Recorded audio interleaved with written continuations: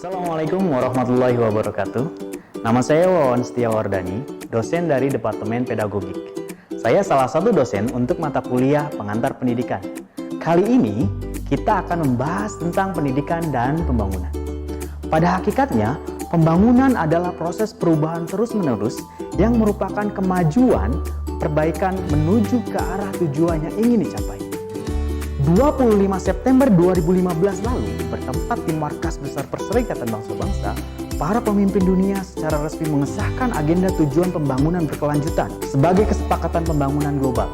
Kurang lebih 193 kepala negara hadir, termasuk Wakil Presiden Indonesia Yusuf Kala, turut mengesahkan agenda SDGs tersebut. Dengan mengusung tema Mengubah Dunia Kita, Agenda 2030 untuk Pembangunan Berkelanjutan, yang berisi 17 tujuan dan 169 target merupakan rencana aksi global untuk 15 tahun ke depan, berlaku sejak 2016 hingga 2030, guna mengakhiri kemiskinan, mengurangi kesenjangan, dan melindungi lingkungan. SDGs berlaku bagi seluruh negara, sehingga seluruh negara tanpa kecuali negara maju memiliki kewajiban moral untuk mencapai tujuan dan target SDGs tersebut. Di Indonesia sendiri, sebagai negara yang multikultur, terus berupaya melakukan pembangunan. Lalu, bagaimana upaya Indonesia sebagai negara dalam melakukan pembangunan tersebut?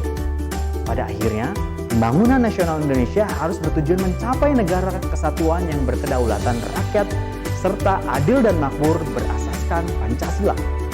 Undang-Undang Nomor 17 Tahun 2007 tentang Rencana Pembangunan Jangka Panjang Nasional tahun 2005 sampai 2025 menyatakan bahwa visi pembangunan nasional adalah mewujudkan Indonesia yang mandiri, maju, adil dan makmur. Mandiri mampu mewujudkan kehidupan sejajar dengan bangsa lain dengan mengandalkan pada kemampuan dan kekuatan sendiri. Maju berarti tingkat kemakmuran yang tinggi disertai dengan sistem dan kelembagaan politik dan hukum yang mantap. Adil berarti tidak ada pembatasan atau diskriminasi dalam bentuk apapun, baik antar individu, gender, ataupun wilayah. Makmur berarti seluruh kebutuhan hidup terpenuhi sehingga dapat memberikan makna dan arti penting bagi bangsa-bangsa lain. Lalu, bagaimana peran pendidikan dalam mensupport pembangunan nasional Indonesia? Untuk menjawab hal tersebut, Anda diajak untuk menjelajah dan mendapatkan pengalaman agar Anda menjadi literat untuk menjawab pertanyaan tersebut, tentunya melalui modul yang sudah kami sediakan.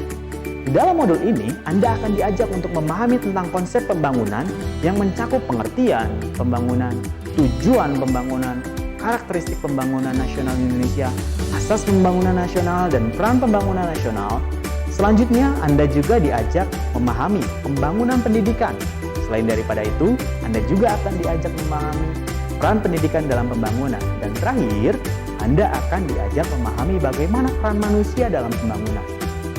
Dalam upaya mengimplementasikan asas demokratis, Anda dipersilakan untuk meningkatkan kecakapan multiliterasi Anda dengan cara mengambil informasi yang relevan dengan tema pada bab ini dari sumber-sumber yang lain yang kredibel, baik dari buku-buku, video penjelasan para tokoh yang relevan, ataupun dari jurnal.